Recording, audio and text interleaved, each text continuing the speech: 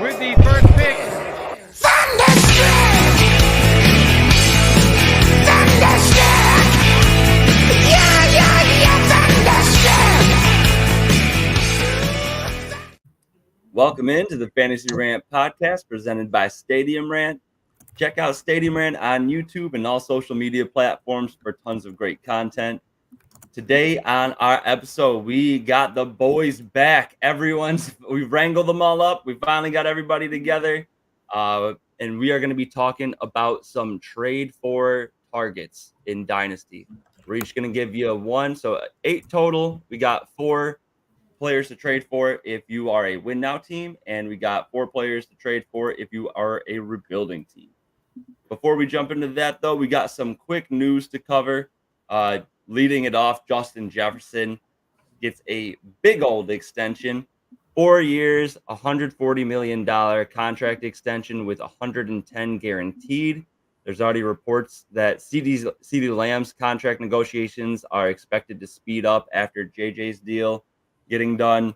Also, been hearing some rumors about Brandon Ayuk. He was not present at the start of the mandatory minicamp, but I think this is Mason leaving because I brought up Brandon Ayuk. I didn't know if that was coincidental or. That's too funny, man. He's gone. Pack his bags. He's gone. Oh man, that's too funny. So Brandon Ayuk, SpotTrack has his estimated market value at $26.5 million per year. He sounds like he wants a little bit more than that. Do you guys think 26.5 a year would be a fair deal for Brandon Ayuk? Mason, we'll kick it to you first. If we can get him for that price, hell yeah. I mean, I'm thinking he wants more. And I think, that's what you're saying. He's pretty much making, I think that's around what, Jalen Waddle got on his extension. It's a little over Devonta Smith. I think Ayuk is better than both those guys. So, I mean, I think that's a good price. I do think he is wanting the 30 range, which I don't know. Still not super happy about that. But yeah, him not showing up to minicamp, I was kind of expecting that. He is doing his own stuff. I've seen videos of him, still staying active, still getting work in, but he's just not doing it with the team. But the chemistry is already there, so that doesn't worry me. It's just, I don't know, with all the big contracts going on, I don't really know how much he wants. I do think it's in the 30 mil range. I don't know if the Niners are willing to do that. And they did free up some cap space with restructuring and extending McCaffrey, but I'm still not sure. Yeah, and I mean, they got an impending extension with Brock Purdy coming up. You got to imagine that guy's getting at least, based on his performance so far, if he keeps it up, I would say at least 40 mil a year. More. Yeah, right. Where the market's at, he's going. If he keeps up this, not production, but with efficiency, Trajectory. he's been so efficient. The 49ers threw the ball the least in the league last year, or at least they had the lowest passing play percentage. And yet the guy still put up absolute numbers, was incredible for fantasy. I'll double check the numbers, but I believe he was QB6 last season. That's correct. So yeah, it's a lot of big contracts. Seems like maybe they're going to have to be forced kind of into a stars and scrubs approach. But we have yet to see what they're going to do with Brandon Ayuk. Deebo Samuel really kind of still in question. So a lot of big names floating around there. Mason, you already touched on it, but Christian McCaffrey, 2-year extension, averaging $19 million per season. The deal includes $24 million guaranteed over the next 2 seasons and includes an additional $8 million on what he was scheduled to make the next 2 years. Mason, you talked about it earlier. You said that it freed up cap space. Yeah, I don't really understand it. From what I saw something that it freed up 8.5 mil in cap space each year over the next 4 years. The front office. What'd you say, Evan? The math ain't mathin'. Right. There are wizards up there at the front office, every time I feel like I got a grasp on contracts in the NFL, it is, way over my head. They come out with something new. So, Lee, did you have anything to add either to Ayuk or McCaffrey? Obviously, the conviction wisdom is they're not going to be able to pay Debo, Ayuk, extending McCaffrey, and give Purdy his contract next year. And everybody's kind of assumed, or popular thought is that Debo may be the odd man out. But to me, you already have him under contract. He's a bit older, so he's going to be a little cheaper. You can probably add a couple of years, just like they did with McCaffrey, add a couple of years and even drop that cap hit. It makes sense that Pearsall is probably still going to be Ayuk's replacement, but it may very well be after this season. I know Mason doesn't want to hear that, but at some point, I don't really know what I want to hear, to be honest. I mean, I don't know, because I don't want to overpay. I don't want to lose him, though. And then I love Debo, but I would get it if they got rid of him next season. I don't know. I really don't know what I want. To me, as an outsider, I feel like Debo's skill set is a little more unique, a little harder to replicate. Again, because of his age, I feel like you can make that work in the cap better. We'll see. Maybe they let go of the whole defense and just pay offensive players, but they're definitely going to have to make a decision in the next season. Nah, they won't do that. Thank you for reassuring, Mason. Brock Purdy's playing safety. He's got to go two ways there. Multi-position. All right. So last little piece of news here. You know what? Really quick, before we move on, Christian McCaffrey, with this extension, where do you see him being ranked as far as dynasty running backs go? Feel like the general consensus is some order of Bijan, Brees, Jameer, and then it was usually CMC. But the guy's a unicorn, he's 28. He's about 28 and a half-ish years old right now.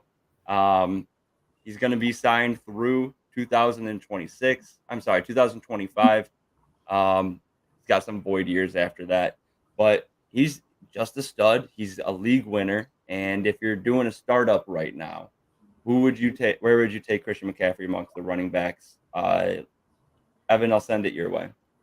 Yeah, I'm actually just looking in I don't know if people heard the bell going off. I heard it here, but there's, he went in the 211 right now. That's still a little too hot for me. I'm not willing to do that because that pick is so essential for building a foundational youth asset.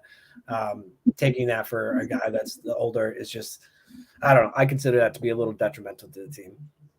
How about running back ranking, though? You said 211's too rich for you. I mean, he was the fourth running back taken off the board. So, yeah, that would still be a little too no. I'd say that's if you're looking to win, too, he's gonna win you the league. Yeah, Lee, what are you thinking? I love Jahmyr Gibbs. I mean, if you've listened to the show at all, I'm really high on Gibbs. It really comes down to your strategy, and I've shifted a little bit with the draft. You guys can see my team on the board. I generally don't draft this old, but I would have taken him. He got picked one pick before mine. I think just it's kind of my strategy is changing a little bit, and I do think youth is over-relied on in these drafts because ultimately you're playing to score points and win a championship now. Running back, even these guys that we know or we think are going to be studs 2 or 3 years from now, who knows? One ACL injury, one bad injury, or just underperformance. These things change and change much quicker with running back than any other position. So to me, I think I would probably put him at 2. I'd put him behind Bijan, begrudgingly in front of Brees and Gibbs. Fair enough. And Mason, where do you have him? I mean, I don't know, because part of me is he is number 4 just because of the age, and he could go down a little bit. This extension definitely does boost him a little bit for me, just because he's going to be in that Kyle Shanahan offense for couple more years. That helps any running back really. And I mean, he obviously has the capability of pretty much single-handedly winning you your league by just outscoring other running backs by that much. But up until really last season, the year before, everyone's always been worried about Christian McCaffrey injury. He's pretty much always got injured, and who knows, maybe he does get injured this year. That could come back, just, some lingering problems that come back. But so I don't know. I have him at like 4. Probably just because, I don't know, the injury concern is still kind of there for me, and just the age. We typically see running backs start to degress at this point in their career. Yeah, I mean, he only had the 2 back-to-back years where he had injury issues, 2020 and 2021. And then every other year has been 16 games played or more. But yeah, I saw a stat that the last 2 seasons, he was the most rostered player on redraft championship teams. If you want that for another 2 years, go and get Christian McCaffrey. I do see the argument for these top 4 to be pretty interchangeable wherever you really see them fit. I do personally think I would take Christian McCaffrey just a touch ahead of Jahmyr Gibbs. Bijan and Brees feel like they have more of a stranglehold on their market share for their team, whereas I think Gibbs is still going to split a lot of time with Montgomery, even though I expect him to take a big step up in his volume this year. I think that Montgomery's not going anywhere for the next 2 years, so I'd take McCaffrey for that reason. But I don't fault anybody for having them in any order you want those top 4 running backs. All right, then just one quick piece up top here. For the news, we got Anthony Richardson. He was speaking on the Pat McAfee show. He said that he's about 95% right now when asked about his shoulder. Are you guys concerned about that at all, just with the injury coming in week 5 of the NFL season? He's still only at 95%. Obviously close to being 100, but that was a long time ago, and he's still not 100 right now. Any concerns, Evan? No, I'm not concerned. I'm not concerned with Richardson. He doesn't even need an arm. He doesn't need either one of his arms to get points for fantasy for us. But he's just an absolute monster. And 95%. Well, instead of being able to throw, I mean that'll cut maybe like 5 yards off of his throw if he's talking about how far he can throw percentage wise. I don't even know how they calculate this percent, so it's hard to look into. Well, he just said it on the McAfee show. It's how his own is he estimation. calculating? Is he going like, I feel like I'm 95% distance, or like basically saying he's not 100, which is all that I'm hearing. If you're not 100% and that injury happened in like October of last year, it's a bit concerning for me. I don't know.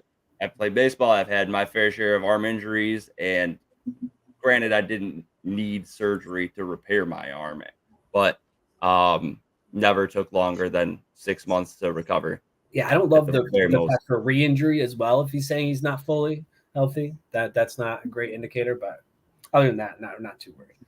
Not too concerned. Anybody have any concerns with AR in the arm?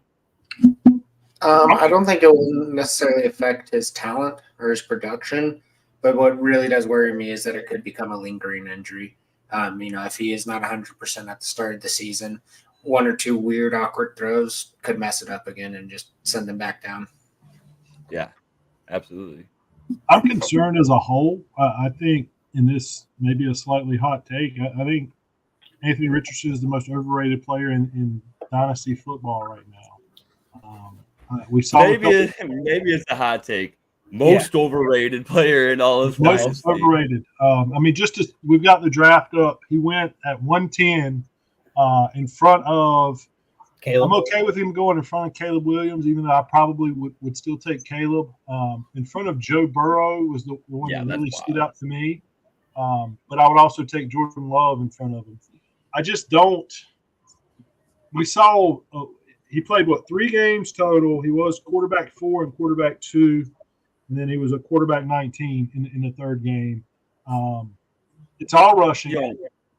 Yeah. He is. Yeah, he only played 33% of snaps in that game. No, that was he really had. game against the Rams, he was quarterback 19. You said. Well, no, Okay. you're right. So he went out in both of the two other games. He went out early, hurt against Houston. He was quarterback 19. So he played 4 games, and one of them was a major injury, that ended his season, the game against Tennessee. But, I mean, he was quarterback 4 against the Jaguars, played 33% of the snaps, quarterback 19. And then the game against the Rams, he played the whole game. So to play 4 games, to go out early, and then, I mean, freak injury, he's a guy that's going to rely on his athleticism. If he's not 100%, how much is that going to affect not necessarily his physical ability to run, but the mental aspect? We all know the NFL is a really tough physical league, and that's understating it. So I don't know. I'm not sold on Anthony Richardson as a passer. I need to see a lot more. Some of that's holding. He had a very short time at Florida, but it was very limited as a passer. At some point, you have to be able to throw the ball. So everyone say he doesn't need his arms. If he's going to be on the field and play, and I know that's a bit of hyperbole, but just a bit of one. If he's going to be on the field and play long term as a 110, a guy that was taken at quarterback 6 in a super flex dynasty startup, he's got to become a much more well-rounded player. How much is with still having injury concerns? How much of that progression has been stunted a little bit during this offseason? Are we going to see a rookie version? Are we going to see any sort of second-year progression from him? And some of it is mental, but not being able to get those reps. I'm out at where he's at in draft. If I own Anthony Richardson right now, I would trade him, and I would get all I could for him right now. There's a decent possibility that his value will never be higher than it is right now. See, as a Jordan Love and Anthony Richardson owner, I actually can't be biased here, but I would not trade Jordan Love, or I would not trade Anthony Richardson for Jordan Love. I think Anthony Richardson is more valuable, and I think he was drafted appropriately here.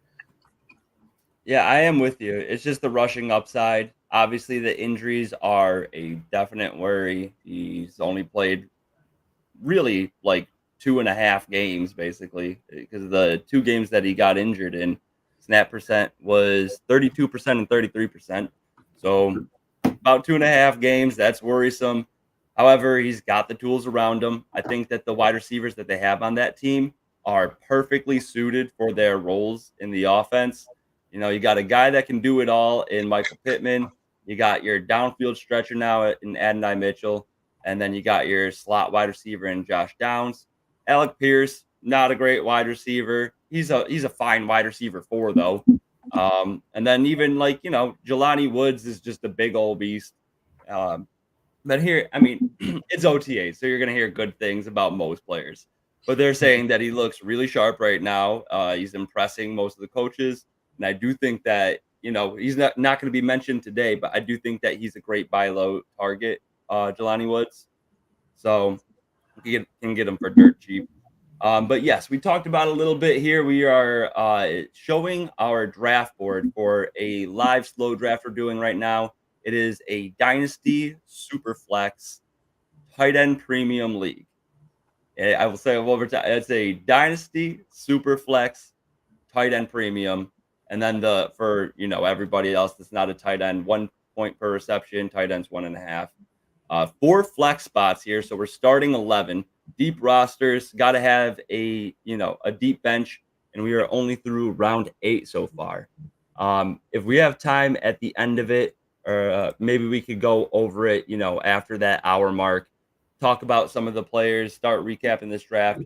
Maybe we do that next week. Maybe we do it after the draft's over here. But let's dive into our trade for targets. I'm going to kick it off with the more exciting, with the win now target. And Lee, you got you have the biggest point scorer on the board for these 8 players. You got Tyreek Hill as your win now trade target. Talk about it, brother. Yeah, I think, and obviously kind of what I'd said, just a little bit earlier, I think we do get wrapped up a little bit too much in the age game in Dynasty. We saw how explosive he was last year. Also with Tyreek, it's not just the age because he clearly hasn't lost a step, but he's talked openly about retiring at the end of this contract. Now, some of the money that's being thrown around at wide receivers, I did hear a comment from him in the last few days that maybe he would reconsider or he would be open. He didn't want to seem too greedy, was what he actually said, but he wouldn't turn down a huge bag. And I mean, we're talking through 2 more seasons, so he'd be 32 at that point. Who knows what you're going to get? But I mean, if you look at what he did last year, I mean, it was just off the charts. He was a league winner until he got hurt right at the end of the season. But hopefully you had enough depth to get you through the playoffs. He certainly got you to the playoffs. I think you can package a much more unproven receiver and a second-round pick and get Tyreek Hill and really make a run for a championship this season, possibly next. You might be able to trade just a first-round pick for Tyreek Hill to a team that just feels like they're rebuilding. Maybe you wait until the season. If that Tyreek owner loses the first couple of games, people sell too early, pretty often in Dynasty. There's a big appeal to just doing the whole tear down and rebuilding from scratch. You see that a lot. I think I see that more than what should be because, honestly, in a 12-team league, 6 teams are making the playoffs. You can certainly get in at 500 or sometimes even a game below 500. You get in, you can win. So ultimately, it's really just the age and the contract situation that I think makes him an appealing target. I don't think he's being properly valued. I want to say right now he's rated as the 15th wide receiver as far as Dynasty rankings go on keep trade cut. And I think that's just extremely low right now. Just to pull those up and speak to some of the guys, Jalen Waddle is 5 spots in front of Tyreek Hill. If you have no chance, go ahead. I mean, it's the youth. It's just like I do see the argument. Obviously, we all want to win our leagues. We want to win now. That's how I try to set up my team. So I get the argument for Tyreek. I do see Jalen Waddle, though, taking over that Tyreek role if he does decide to leave in 2 years, like he was saying. They just gave him a bag. So I don't mind the ranking of Waddle ahead of Tyreek personally. So let me ask you this, Dan. Let me ask you this. I get what you're saying because, again, youth conquers all in Dynasty. So let's assume that they're playing together 2 more seasons, the next 2 years. Do you see any world where Jalen Waddle surpasses him while Tyreek is still there in this season, next season? Yeah. No, I do not see that happening. But Waddle, I would say overall, most people would say he had a pretty disappointing year last year. Just from general consensus, feels like people are down on Waddle. Last year, he had 104 targets, 72 receptions, 1,014 yards, and 4 touchdowns. It's not amazing. Definitely some injuries hampered him throughout the season. We saw a ton of games where he limped off the field. We thought he was done for the game, and then he's back on the field after another 2 possessions. If he can avoid that, I think he returns back to more of his sophomore season numbers, where he's in yards per catches more towards that 17, 18 range rather than the 14 that we saw it at.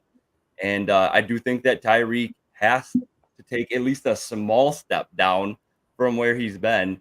It's going to be hard for a guy his age to continue to get 170 targets and over 1,700 receiving yards. That's just insane. But obviously he's still going to be a league winner, even if he drops, let's say 20% of his production.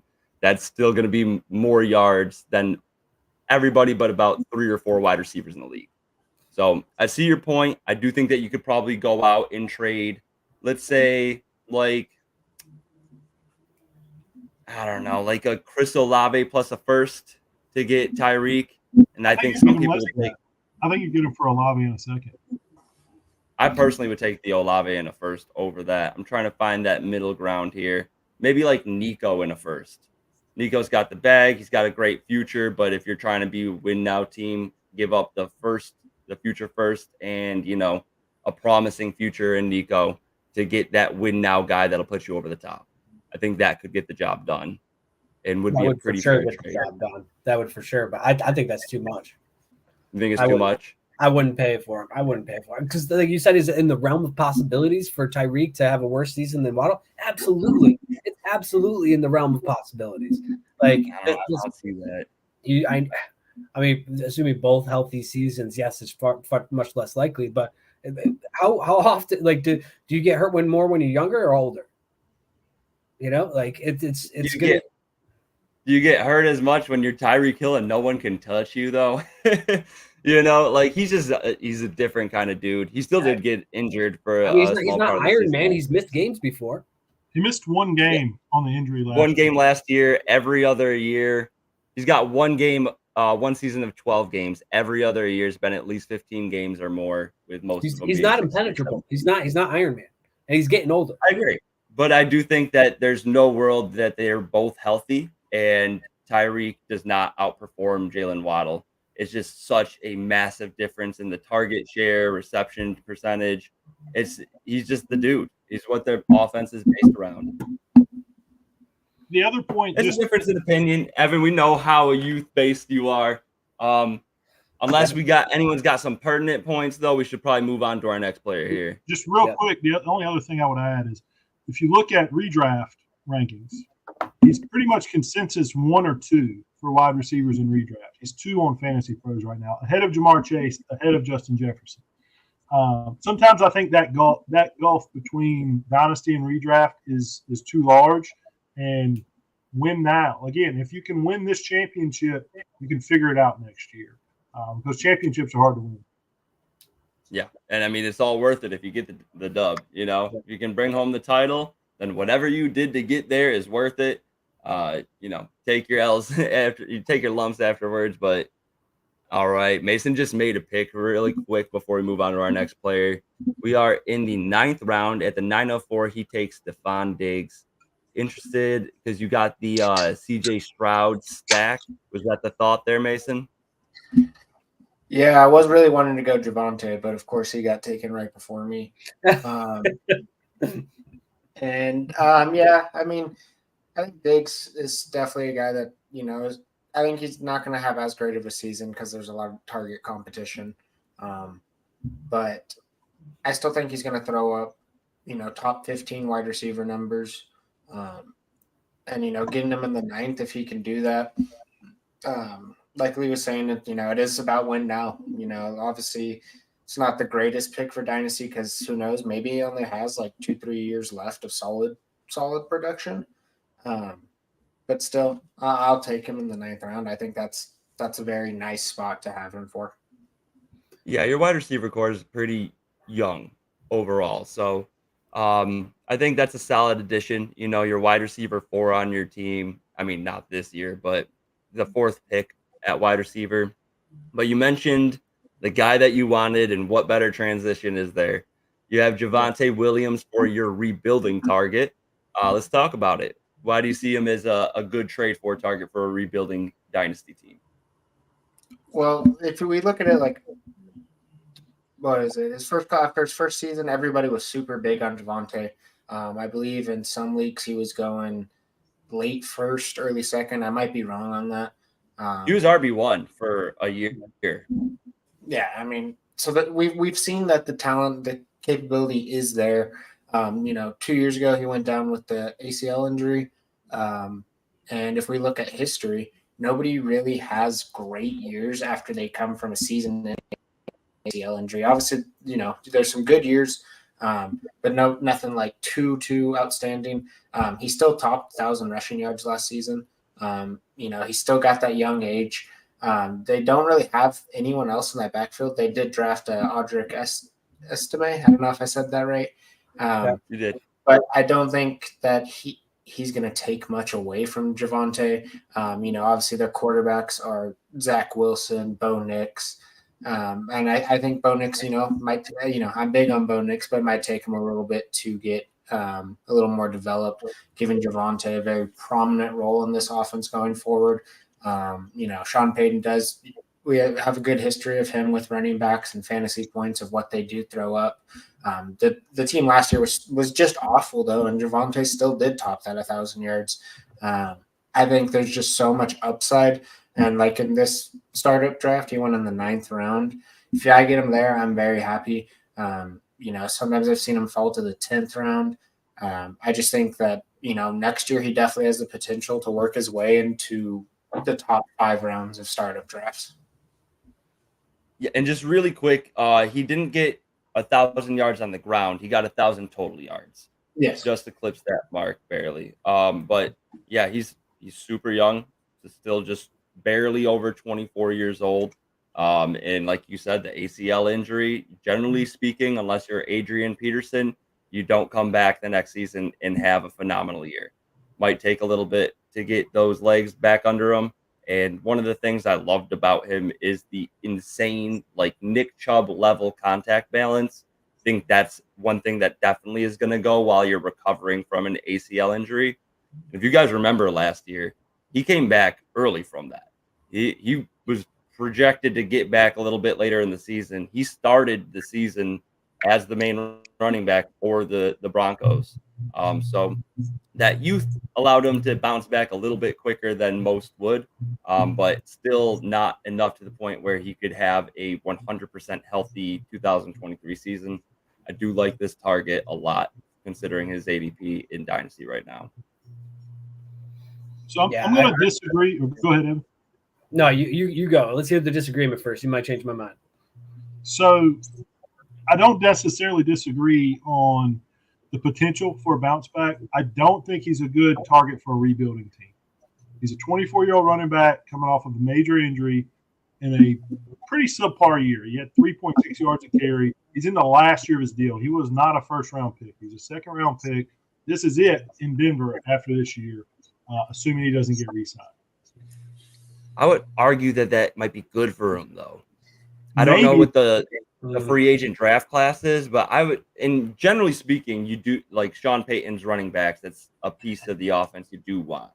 But it just doesn't seem like an offense that's going to be explosive this year. And I don't think he's going to get the touchdown opportunity. But I do think that he is young enough and good enough of an athlete to bounce back. And if he does sign with an above average offense after this year, I could see him shooting up into like 6th round of dynasty startups, even at 25.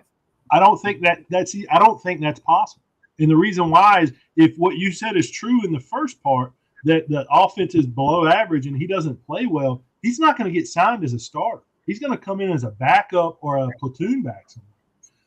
Again, I'm not saying that he's not going to play well. I think that the talent's there and that he will play well, but he's not going to have the top end numbers in this offense because of the lack of touchdowns.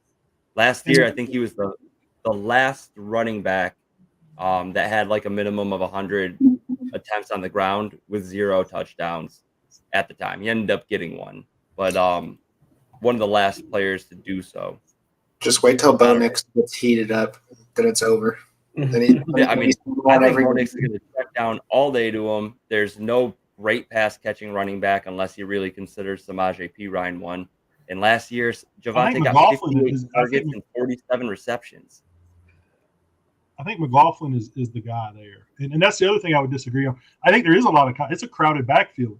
Assuming Perine makes the team, you got Jaleel McLaughlin, who was their pick, was their guy, and he looked pretty good in limited opportunity. And they brought in another rookie. I think you could definitely see a platoon there. Yeah. I don't underestimate Audric Estime. he's actually not terrible, and I think I do like his ADP right now. Javonte Williams, I'm talking about now. I like his ADP. Lee, you did say something I agree with though. I think he's more of a bounce back candidate than a rebuilding candidate, for sure. Just because like where he can go after this is really such a big question mark. It is a question mark. Estime just not the athlete that. You don't underestimate. Don't underestimate Audric Estime. I will say that the college tape doesn't look bad. He's just a little bit slower than your average guy. Might be the goal line bruiser for this team because they really don't have one. And then Jaleel's got the juice. We'll see how it all pans out. let's move on to our next player on the board here.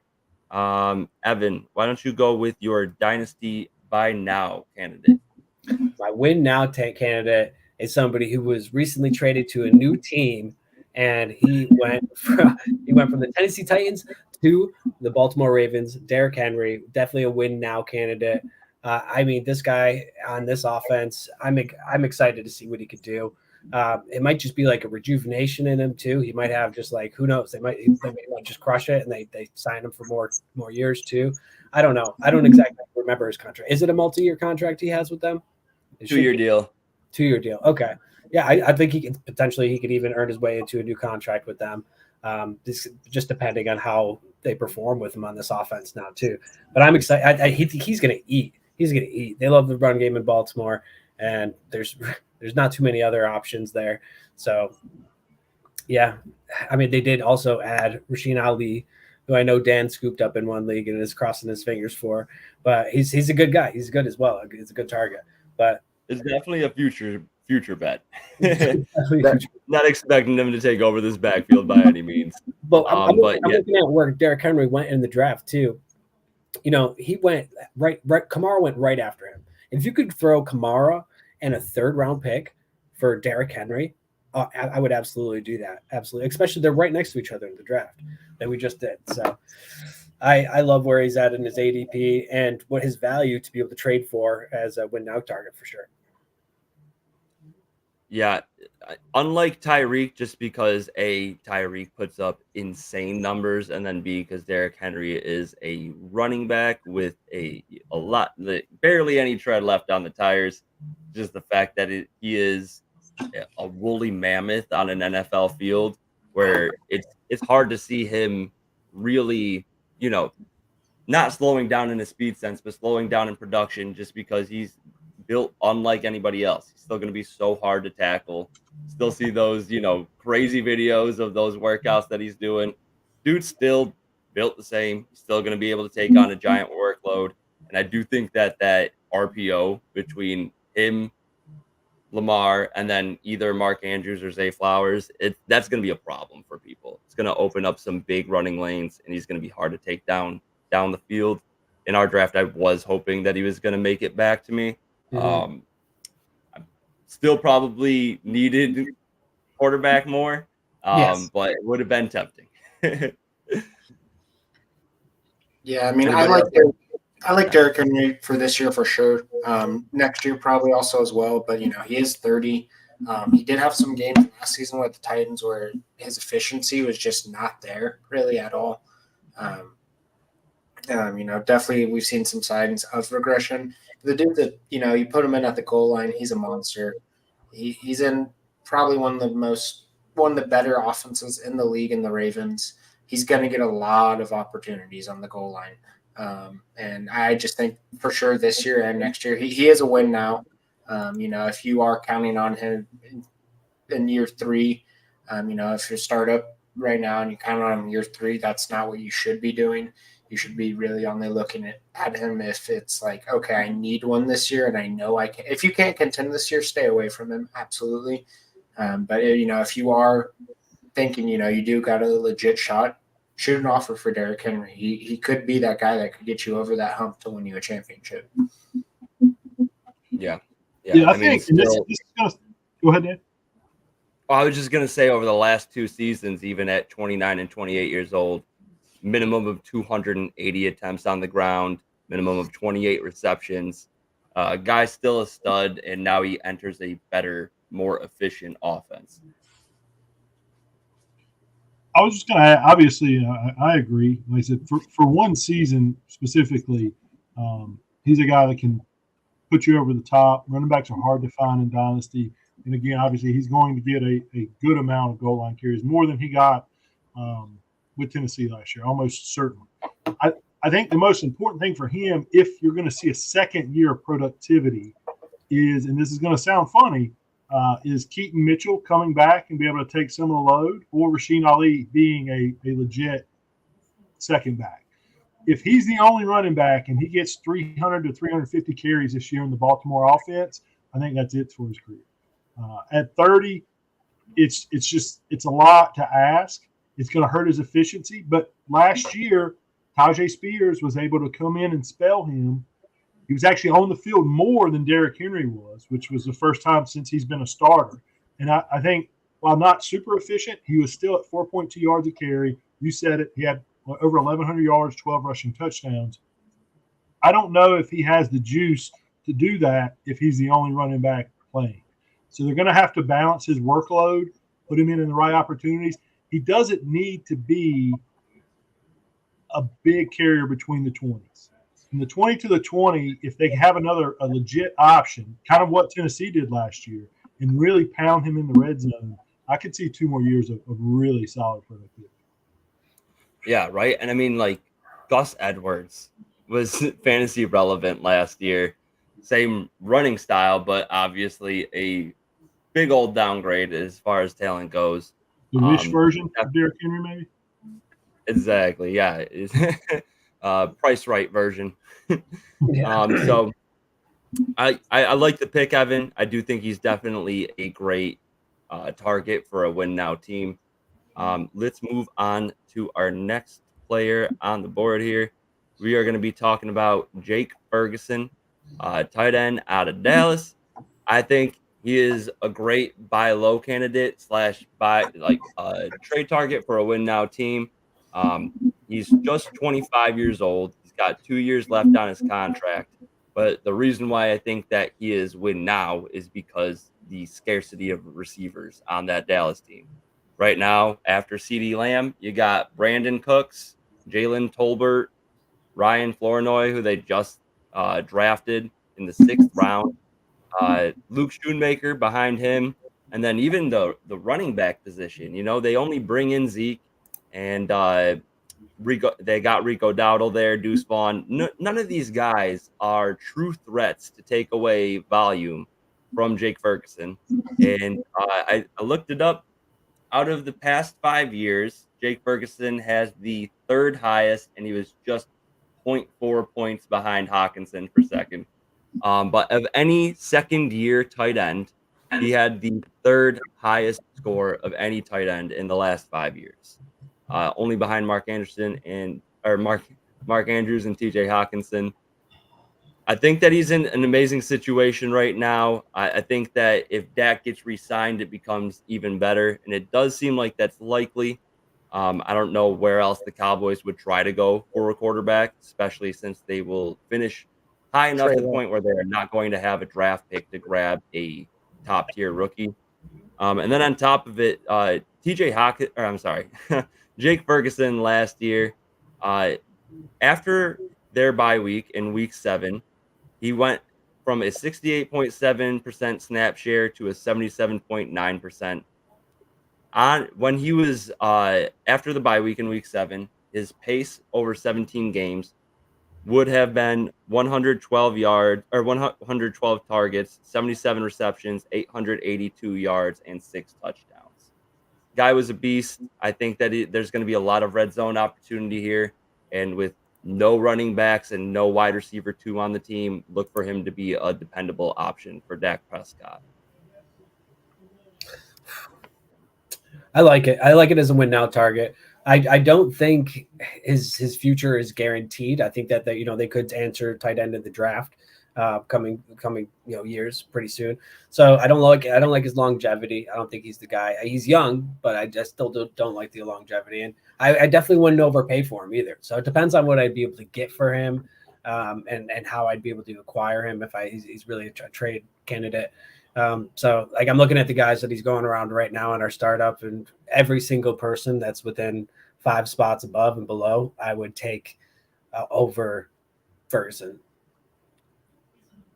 Why don't we use you guys prefer keep trade cut you were talking about.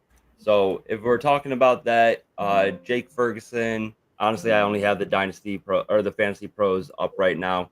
So tight end 13 by the Fantasy Pros expert consensus ranking. Some tight ends that I would take Ferguson ahead of. One of these are going to be spicy, but I would take him above Dallas Goedert. I know Lee disagrees with that. I'd take him above David Njoku and Evan Ingram. And then I'm guessing Mason's going to disagree with this one. I would take Jake Ferguson above George Kittle. George Kittle's 30 years old. He is just way too hard to predict when he's going to go off. If you know that either Ayuk or Deebo Samuel are out of the game, then he's a lock. But unless that's happening, it is so hard to predict when is the right time to start George Kittle, and he can kill your fantasy week. He can drop 3 points pretty consistently when he's not popping off. Love George Kittle as a person, as a player. He is he is the best all-around tight end in the league still. But between the injuries and the unpredictability, I would take Jake Ferguson over him just based on the youth, and I think somebody that's going to be much more stable this year. Well, to comment on Kittle, I mean, you kind of said it. Kittle does have those weeks where, he'll give you 2 receptions for 10 yards, but then he has those weeks where he can literally win your game for you. He's just inconsistent, so I could see that argument if you're wanting a, better floor, because, sometimes Kittle's just blocking. But Njoku and Ingram, I don't think so. Forget who the other one you said was, but Goddard, maybe. But I don't know. Like I think Evan was the one who said I could see them bringing in another tight end, or at least definitely another target next year. And Brandon Cooks, he had a great second. Oh, you muted yourself. I don't know why, but yeah, I mean, Brandon Cooks is still serviceable for sure. And I mean, Dak is not guaranteed there. Even if Dak does put up like MVP type numbers, kind of like he did last year, you would expect that extension to have came this year in the offseason. Who knows if Dak doesn't make it past the first round of playoffs, he might be gone. And who else do they have?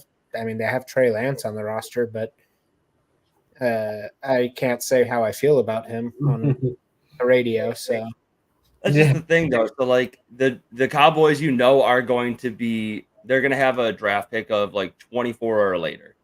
Yes, you can still get a very solid tight end there or later, but if there's like the guy that is a generational talent, he's going to go ahead of that.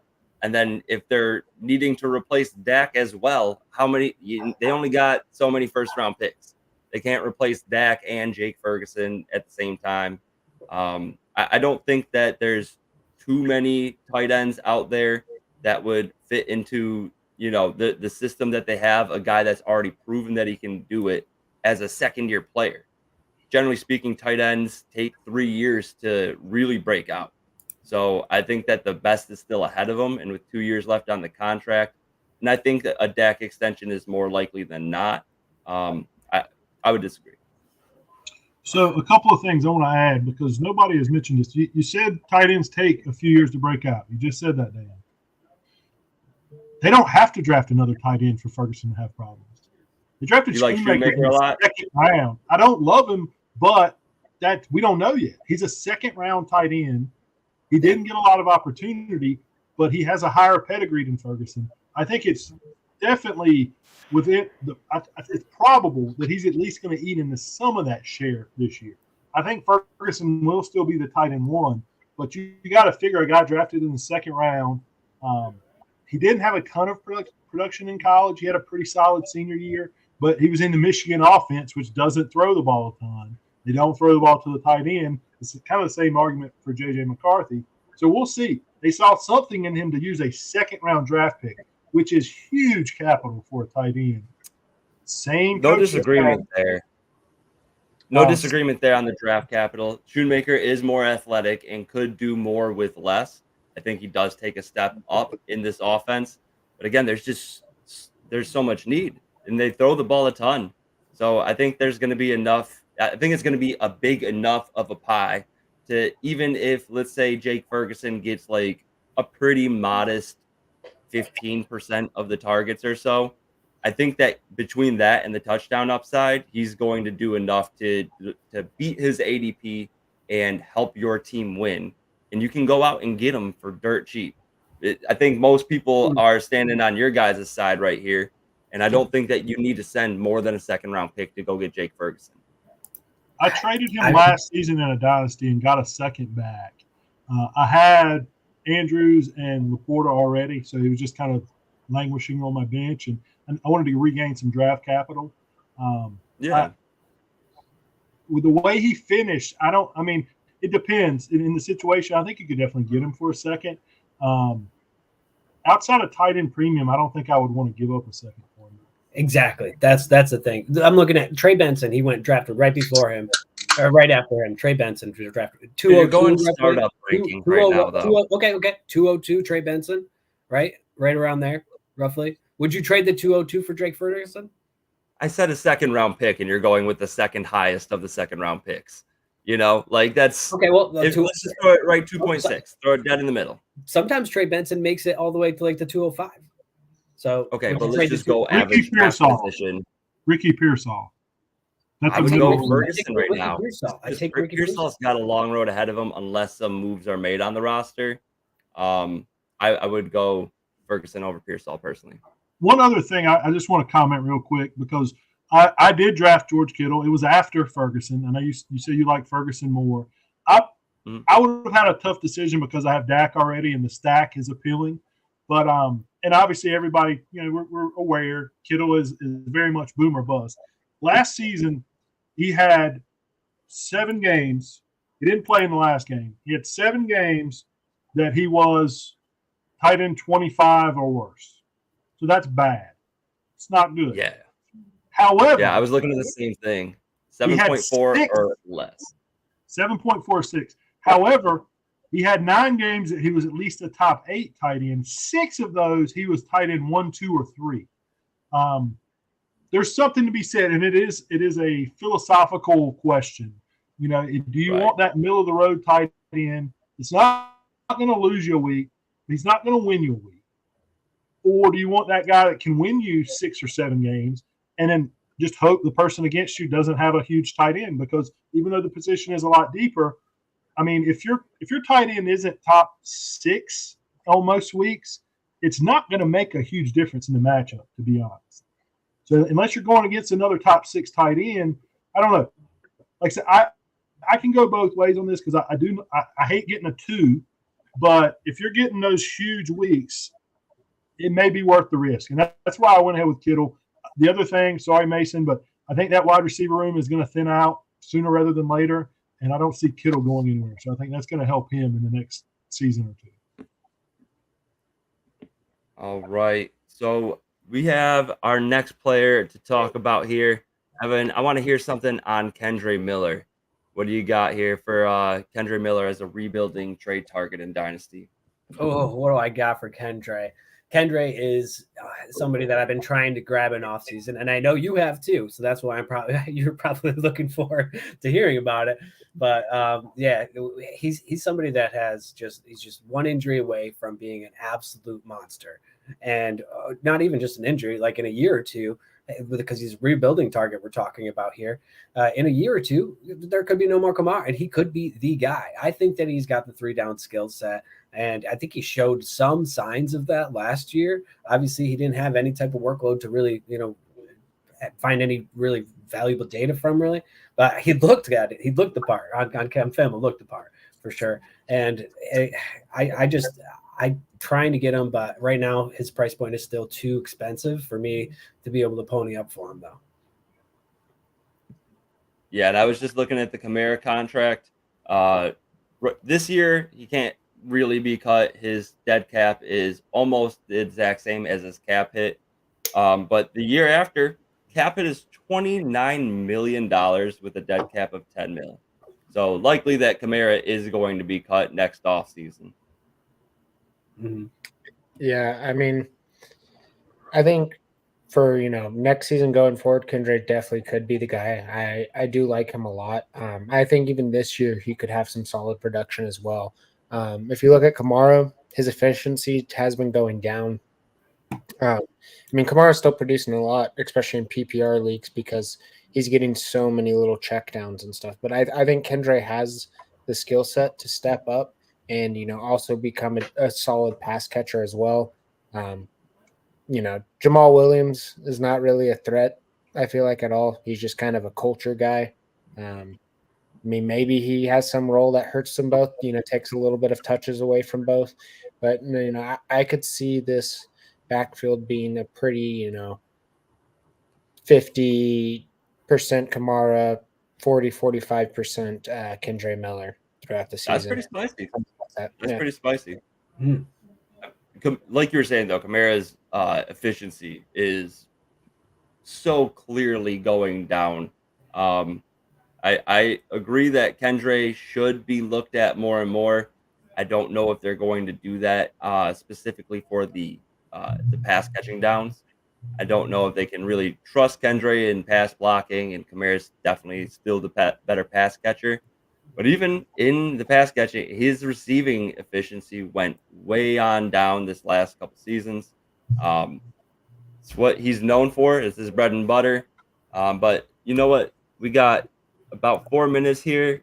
Mason, you think you can crush your Mike Evans target here?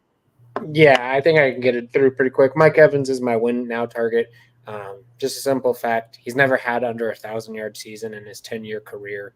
I don't expect that to go down, at least in the next 2 years. Obviously, they extended him twice or for 2 years. That'd be funnier, though. Yeah, We extend you Baker's 1 year, now another year.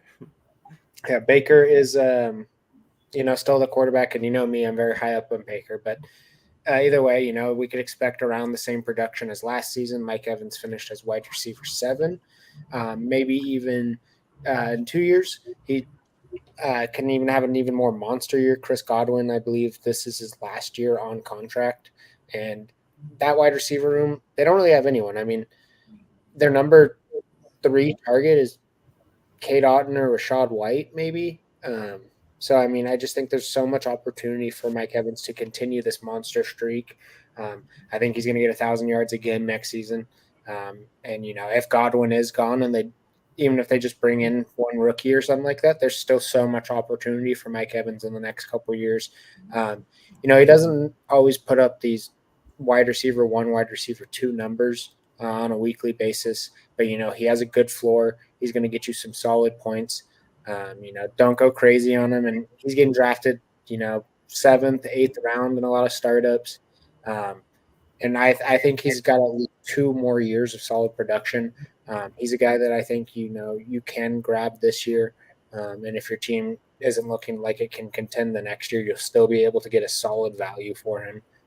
So I just think Mike Evans is a guy that, if you are in the win now position, and unless you need someone like Tyreek Hill, who's that absolute guy who's just going to explode most of his games, Mike Evans is a very safe pick to win now.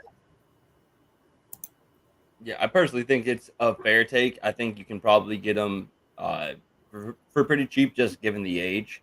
He's going to be 31 years old in 70 days.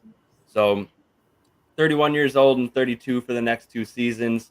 The one thing I would just give a little bit of caution to is last year he tied his second highest touchdown total with 13 touchdowns. We all know touchdowns are pretty volatile.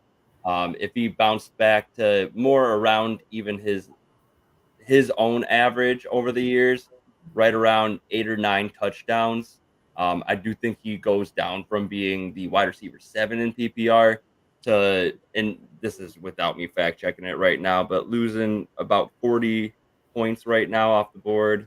So 30 points would be off. That's probably going to drop you into the high end wide receiver 2 territory. So just something to keep your eye out. But I do think that it is a solid trade target. Any of you guys want to fit in a rebuttal in about 30 seconds here? Yeah, I love Evans. My only concern, I mean, he's super consistent, but Dave Canales is gone. Baker Mayfield is trash. We all expected Tampa to not be a great offense last year. Is this the same thing we saw with Seattle 2 years ago? Gino, yeah. Is this are they going to be what we thought they were going to be last year this season?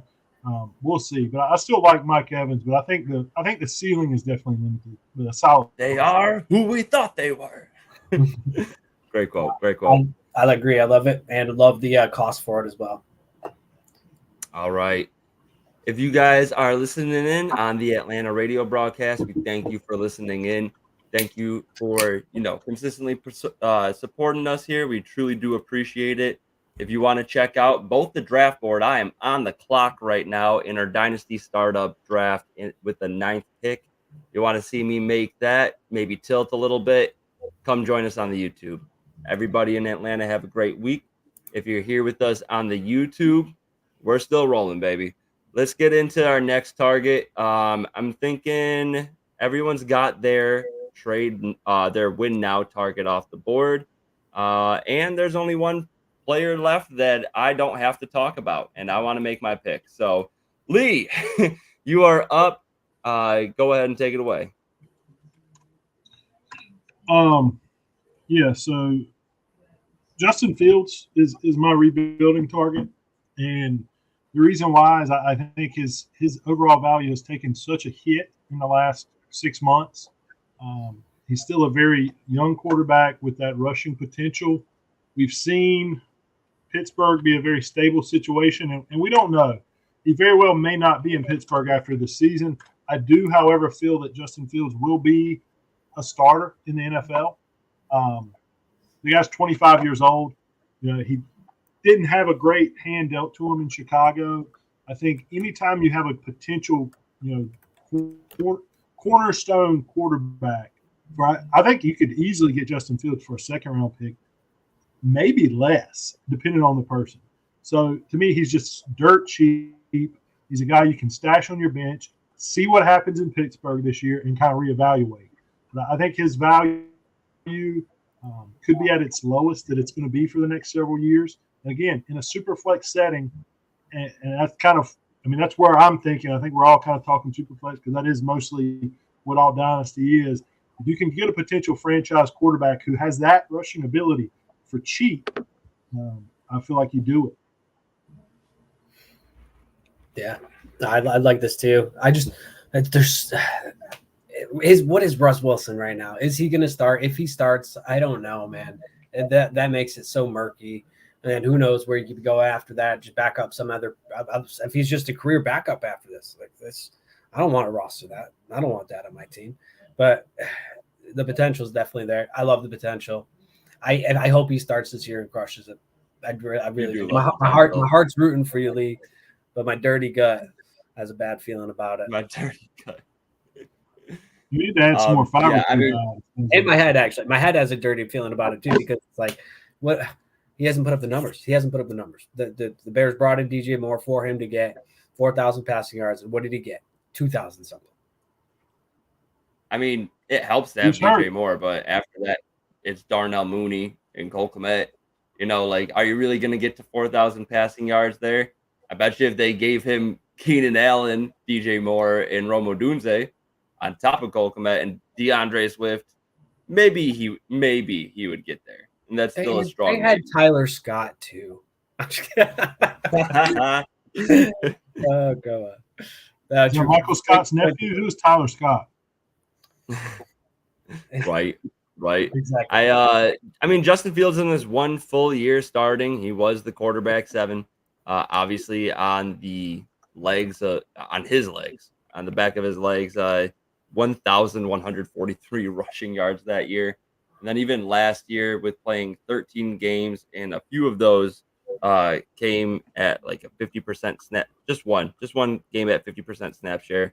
657 rushing yards though. Quick mental math. That is the equivalent to not quick mental math. You guys can take it away on more analysis as I break down what that turns into. He's breaking things down. He's making picks. He's doing everything right now. I know, dude. I got so many things. I have so many tabs open right now. I know who you should pick here, Dan. I don't know who you're going to pick. Me too. I think I'm just like weighing all of my options. You know what? Screw it. Let's just run with this for a second, and then I can cover our last player here. Let's get that on the board. But I just want to touch on Justin Fields, though. I get there's a lot of potential. There really is. but I don't think he's an NFL talent quarterback. I mean, yeah, he didn't necessarily have all of the greatest weapons around him, but if you watch tape, just his reads are so meh, and just I don't know, just watching him, you can tell where he's throwing the ball a lot, gives up a lot with his eyes. I think if there wasn't the rushing upside, it wouldn't even be a question whether or not he should be an NFL quarterback. I just he is he is good at running the ball. There's no question to that, and I just think without that, he's maybe a backup. I mean, I'm not sure. I'm completely off the field train. The fact that I mean they're paying Russell Wilson like $2 million, so they're not invested heavily into him, and right away, Steelers aren't going to win the Super Bowl or anything, and Justin Fields ended up trading for a 6th round. I mean, it just shows that the league in general does not like his skill set. I mean, that was the one thing you brought up, a good point, that if Russell Wilson does play out this season as the starter, we already saw what the NFL values Justin Fields at, and that is not much. They were able to obtain him for a very cheap trade. If he doesn't see the field or doesn't prove himself in some type of way, I do see it hard for some team that's not the Steelers, unless they see something in him, that he goes and gets a guaranteed contract where he is, we're feeling confident about him in Dynasty moving forward. But the upside is limitless, really. If he can figure it out, if he can get in a part of a system that doesn't, he had no offensive line, he had no weapons, he didn't have a great, I don't think anybody considers Matt Eberflus a great offensive mind. So he had a lot going against him, but I digress. You look like you have real something to quick, say. just to add a couple of things. One, so Mason, you're saying if you take away his greatest talent, that he might struggle to be a backup. If you took away Justin Jefferson's ability to catch the ball, how would he do? I mean, yes, if you take away his best ability. Arguably, Justin Fields' greatest ability should be to throw the ball as a quarterback. Yeah, but I feel you. That's the thing. I feel you, though. It's different. fantasy Wide football, receiver, their we know job is to catch. But take away Tyreek's top end speed, and his agility. That's what makes Tyreek. I feel like that's kind of the similar argument you're making, Lee. You can't just take away his best feature and then say, let's evaluate it for that. His legs are going to be there. That's what makes him special. I get it, but at the quarterback position, you got to throw the ball. And I mean, fantasy, if he's running the ball enough, it's going to be a solid fantasy production, but that's not an NFL production that's going to give him the long term in the NFL. I mean, maybe he does come in the second half of the season and runs the ball, throws up some great fantasy numbers, but is averaging 150 passing yards. He's not going to get much of a chance.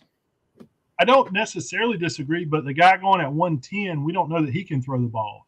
Not just to circle back to Anthony Richardson, we don't know if he can throw the ball either. And obviously, he's got a longer runway because he was just drafted and he's in a different situation. But my point with Justin Fields would be the relative value right now. And I'm not looking at Dynasty startup. I was looking at just redraft. But Gardner Minshew is one spot behind Justin Fields.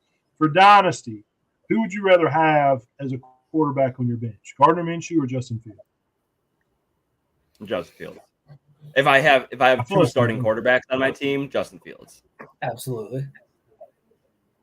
That's my one. I would say Fields, but Gardner Minshew for some reason just seems to start every single season at some point. So I don't get it. No matter what team he's been on, he'll always make an appearance. Because he was backing up Anthony. I would say a similar argument for this whole debate is Daniel Jones. Obviously, all of the things are kind of downscaled from Justin Fields. But Daniel Jones, he's got the rushing upside. He's going to be the starter. I don't think he'll be the starter for any team next year. And he could get replaced midway through the season. But, he was given a bag.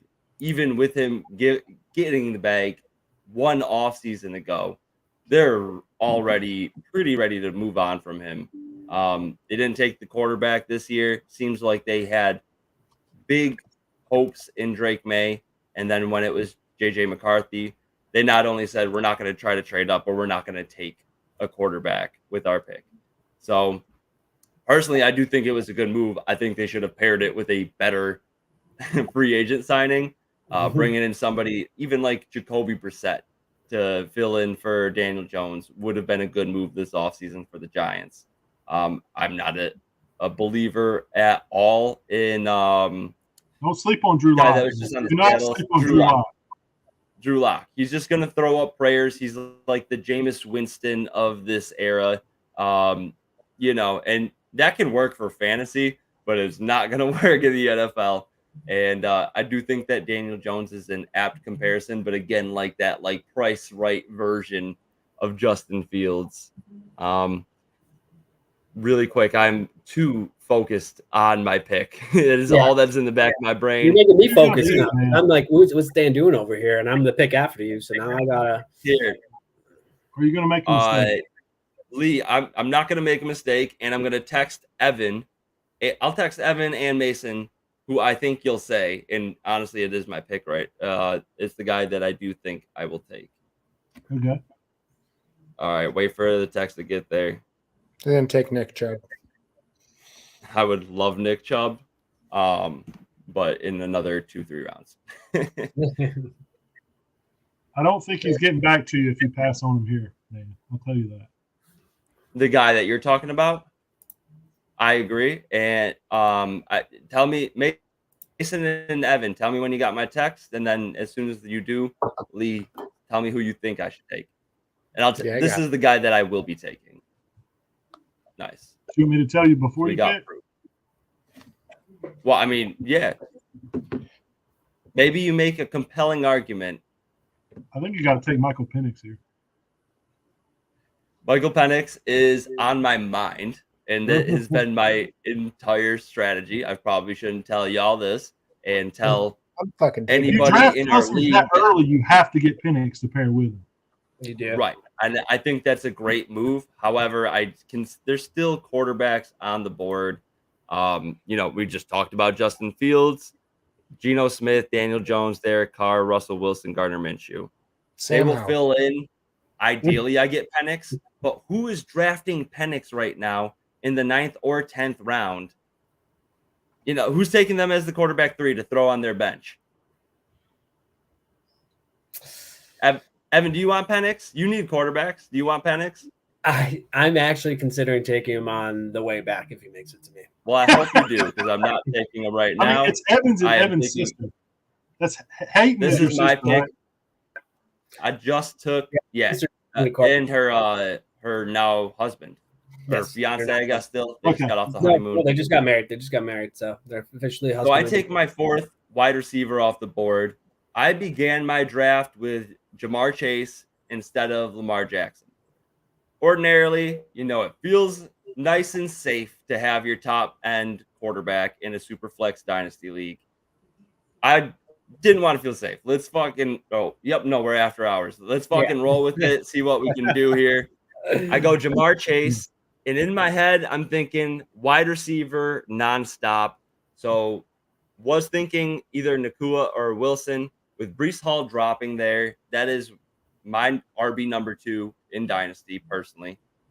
Jonathan Taylor, he is my RB5, and I did not expect Jonathan Taylor to drop. You guys, again, watching on YouTube, you can see right at the 2-3 turn, Lee goes Drake London and Tyreek Hill. Then it goes quarterback run with Kyler Murray, Tua Tagovailoa, Trevor Lawrence, and Jaden Daniels.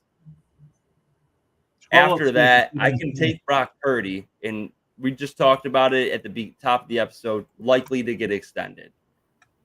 However, he's made his money on efficiency. If Brandon Ayuk is gone next year, not going to be quite as efficient. George Kittle's going to get another year older. Deebo Samuel's getting another year older. I do think that overall there's the possibility that this offense is going to just be defense and run based.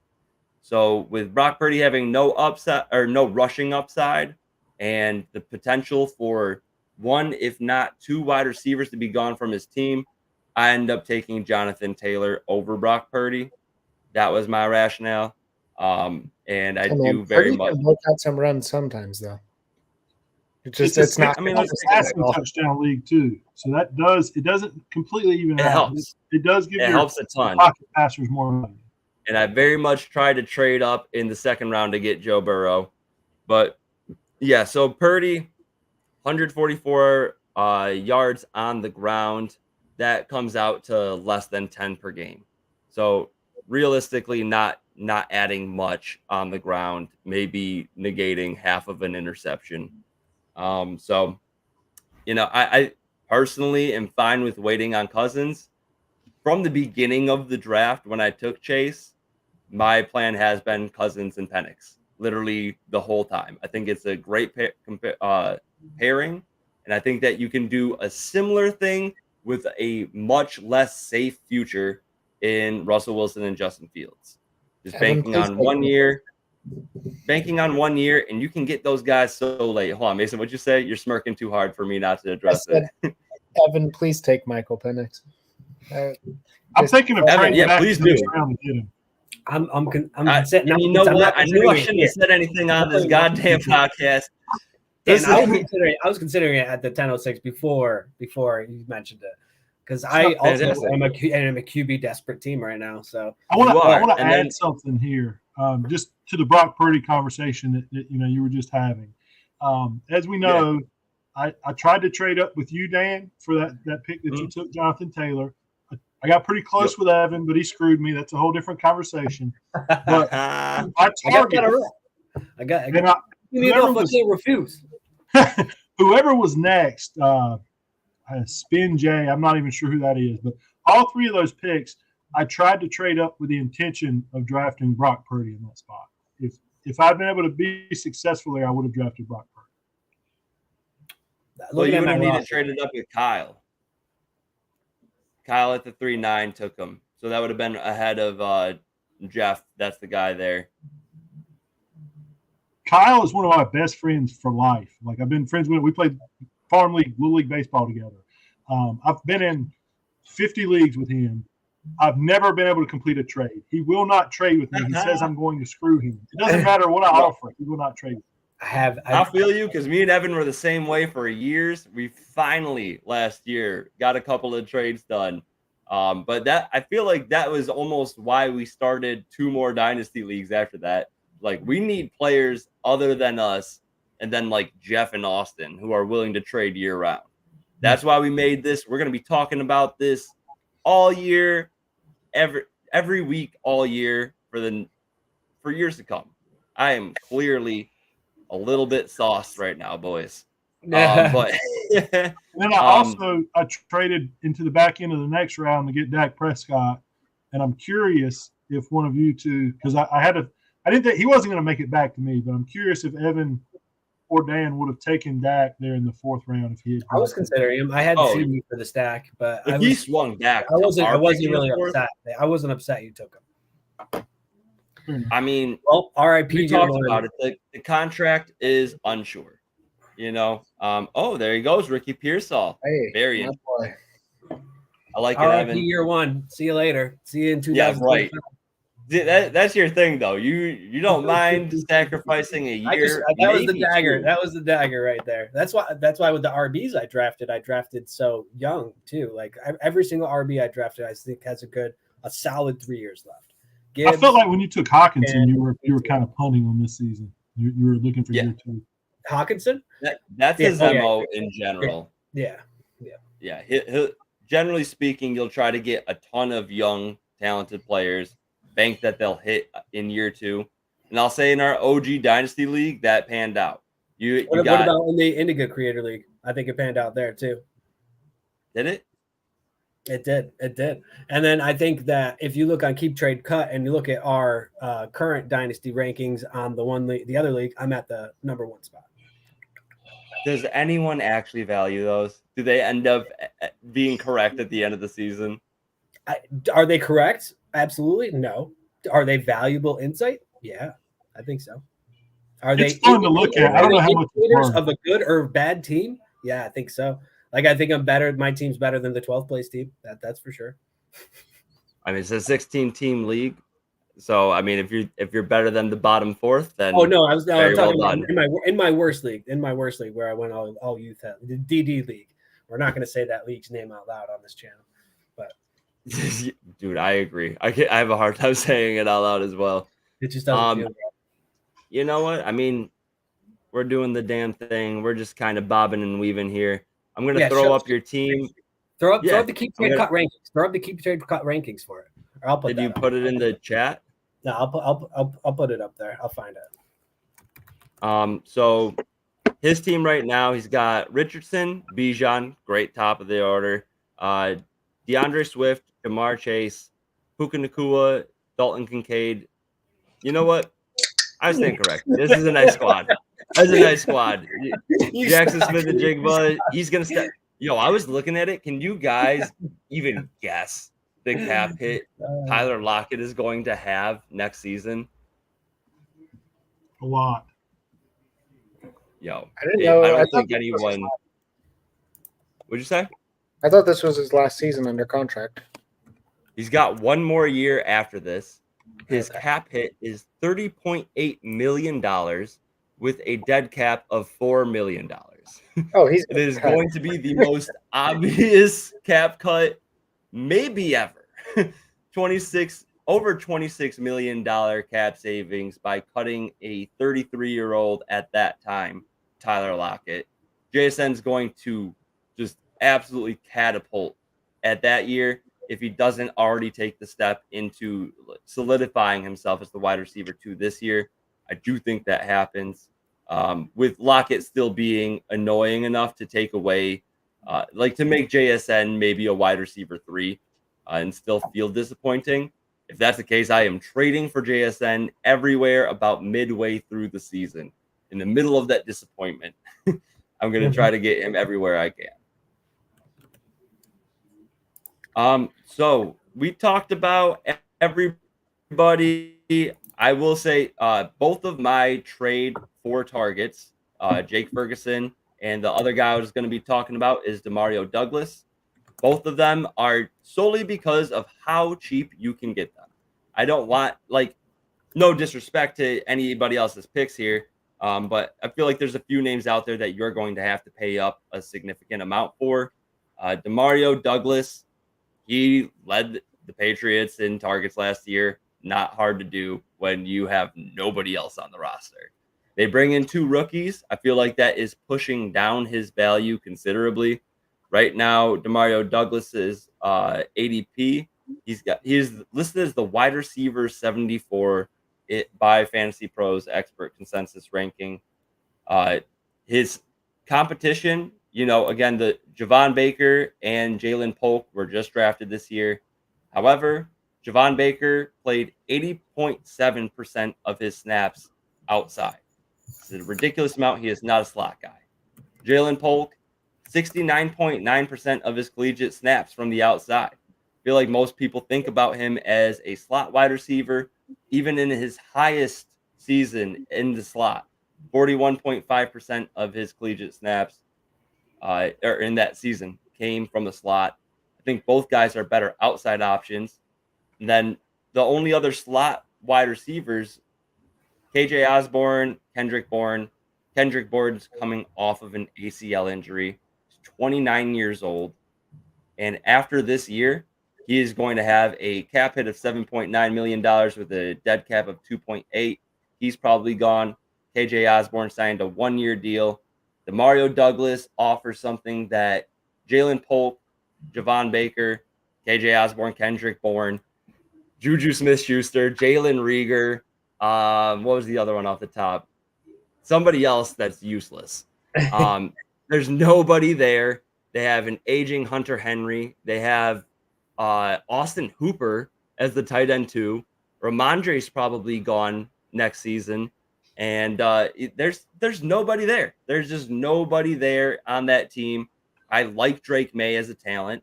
And I think that with Demario Douglas filling in the slot wide receiver role, I think this is perfect for him. Even in his first season as a Patriot, 67.7% of his routes came from the slot. When he was in college, 88.3% of Demario Douglas's routes came from the slot. These three wide receivers can coexist. And I do think that considering the tight ends are Hunter Henry and Austin Hooper, I don't think they're going to be running as many 12 personnel sets as they did in the past. I think it's going to be more 3 wide receiver sets, especially with the new coaching regime coming into effect. And I think that for wide receiver 74, go trade a third, go a late third. You can pick up Demario Douglas, and likely he will be able to fill in as a slot player on your team, a flex player on your team. He's never going to be the guy that's going to win you your league. He's not going to be the guy that pops off and has 15 yards per reception, but he's going to be good for 10 to 11, and he's going to get the targets because he's an easy target. So that's my whole spiel for Demario Douglas. Not that he's going to win your league, just that he is dirt cheap and he's going to be better than expected. I think he could win your league, Dan. I'll take a step further. I think he could be a league winner because of how cheap he is. I think he would, if I were listing out odds for who's going to be the number one receiver, the most receptions in New England this season, he would be the favorite by far. He popped as a rookie in a terrible offense with horrible quarterback play. Drake May is obviously a huge upgrade from Bailey Zappi and Mac Jones. And, I love this pick. He's a guy I'm trying to scoop up everywhere I can. I like that. I did not expect support on this this argument, honestly. No, I do. I think that, don't get too crazy. Okay, over there, Lee. Calm it down. Dan was pretty on point here. I mean, to find his twitch, not many people have that stop-start twitchy speed that he possesses.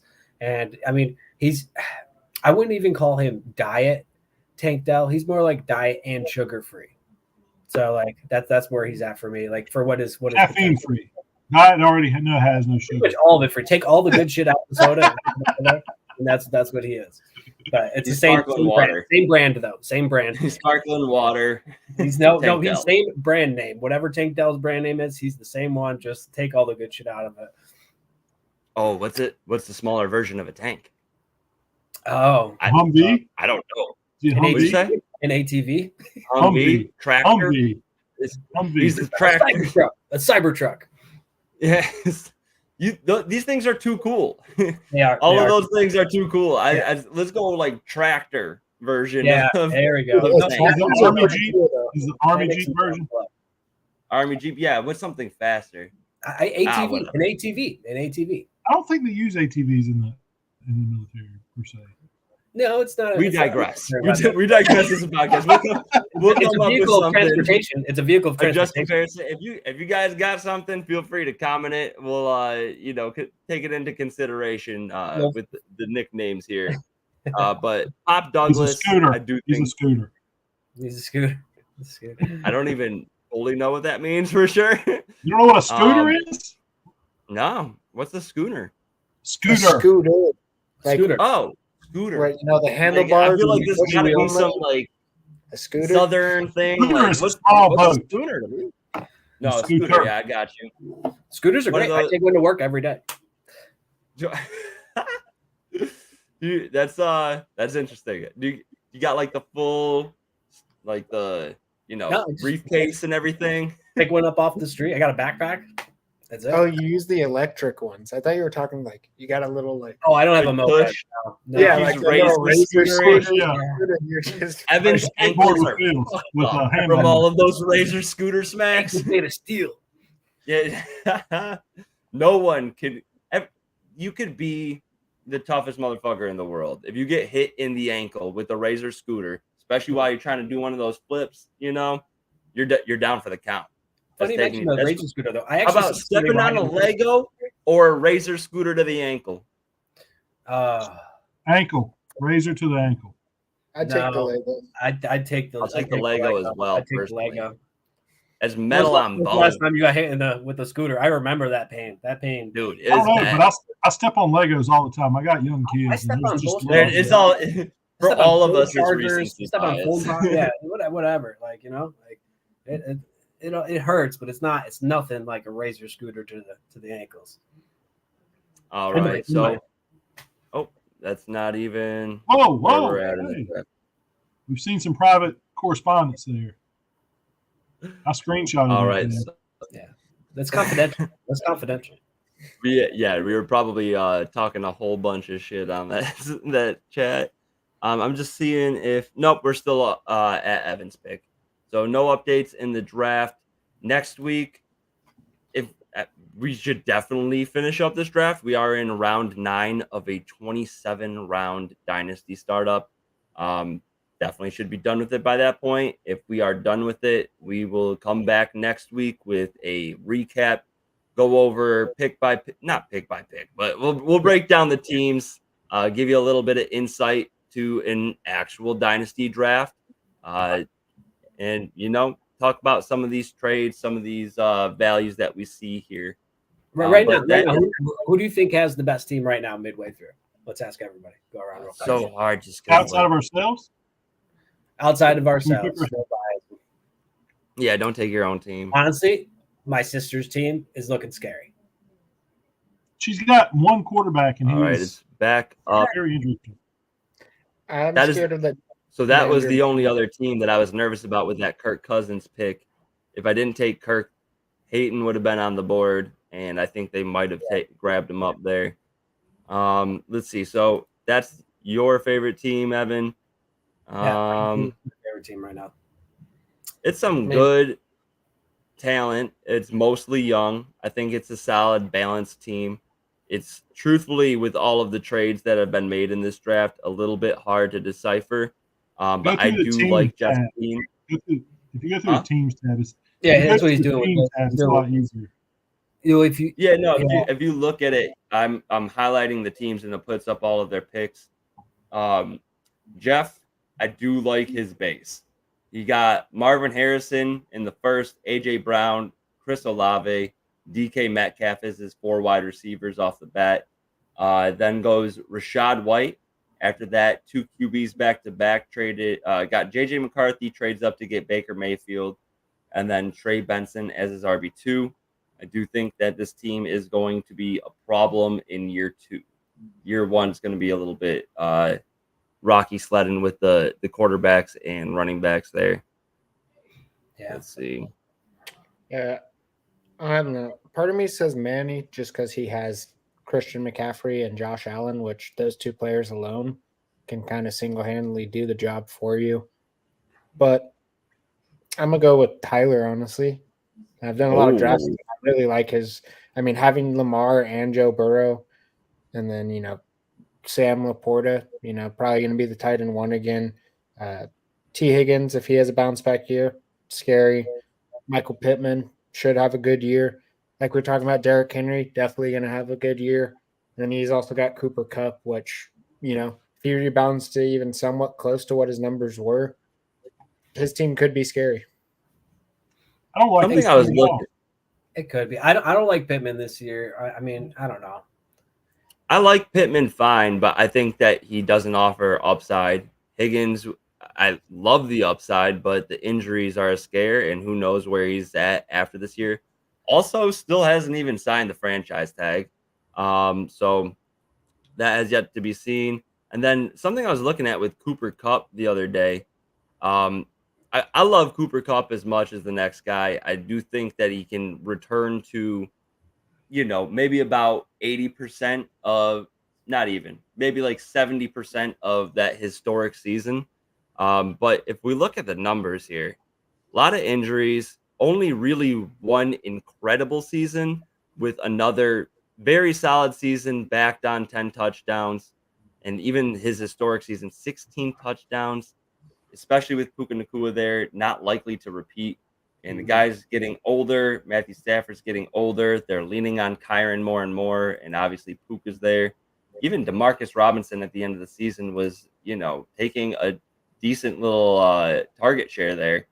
So I don't personally see Cooper Kupp as a great dynasty asset as much as I believe in him as a bounce back redraft player. So Yeah. I got two that I'll add, and I think that obviously I'm pretty confident in my own team for season one. And beyond that, we'll see what happens. But I like Manny's team for season one, specifically if Kyler can bounce back, adding true wide receiver one to that mix, and if Devontae Adams can hang tough for another season. He's a scary team, but I think my number one uh, team I would be scared of to play in the championship for year one is Wolfpacker is right beside Manny. And I think he has a very balanced team right now that is set up to win now. Who'd you say? Wolfpacker, Wolfpack. right next to Wolfpack. Manny. Yeah, hasn't made any trades. I do think his team's balanced. I do think that long term he might have a little bit of issues. Barkley not a staple of health. Kyron also not a staple of health. Ingram's consistent tight end, and especially in a tight end premium, his stock goes up just with the consistent targets.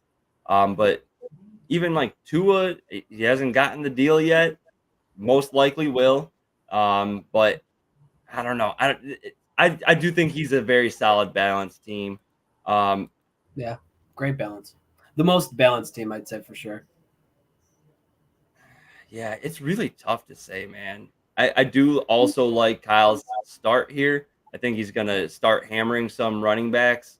When you start off Amon-Ra, some of the win now wide receivers, Debo. I think Jaden Reed could be that guy if he does separate himself as at least the top two option in that offense. We saw when Christian Watson came back to the field, he took over as the target leader once again. I do think that the general consensus is a touch too high on Jaden Reed, just because it's not just Christian Watson. It's Christian Watson, Romeo Dobbs, Devontae, the Wicks, Dontavian Wicks. Dontavian, thank you. Devontae My and pronunciation the other week, and I killed that one. So I mean, Luke Musgrave, Tucker Kraft, both solid athletes at tight end, and then Josh Jacobs. Josh Jacobs can catch the ball, probably going to get worked in a decent amount, and I love Marshawn Lloyd personally as a talent. I do. We've heard the LaFleur talk about how he prefers to use a 2, if not a 3 RB system.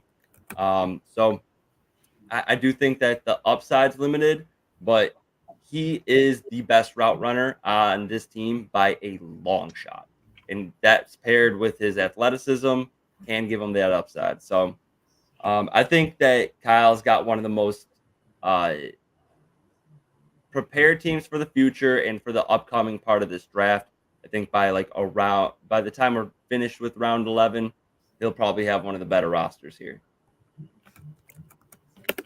that's fair. I'm scared of Najee for the future with not picking up the option, but I think with that, I do think that actually helps him this year because I think they're just going to, run him into the ground this season because they're not going to pay him. I don't think Jalen Warren for the future, but I see Najee having a really good year this year, especially once it gets cold. That seems to be his MO. Yeah. I mean, yeah, I heard the coaching staff was saying that they just did not want to extend him without seeing how they're doing in this offense this year. So it seems like it's probably going to be a hot hand approach, and just whoever the better running back is, I think has a chance of being extended at the end of the season, even though you'd prefer to see it now. I think that he'll be a perfectly fine, not exciting mid RB2. Finish like RB 18 and not excite anybody ever, but be completely fine. Yeah. I mean, I think he's got wide receiver one on his team, so that's it had to come out at some point. We got to get you an Amon-Ra.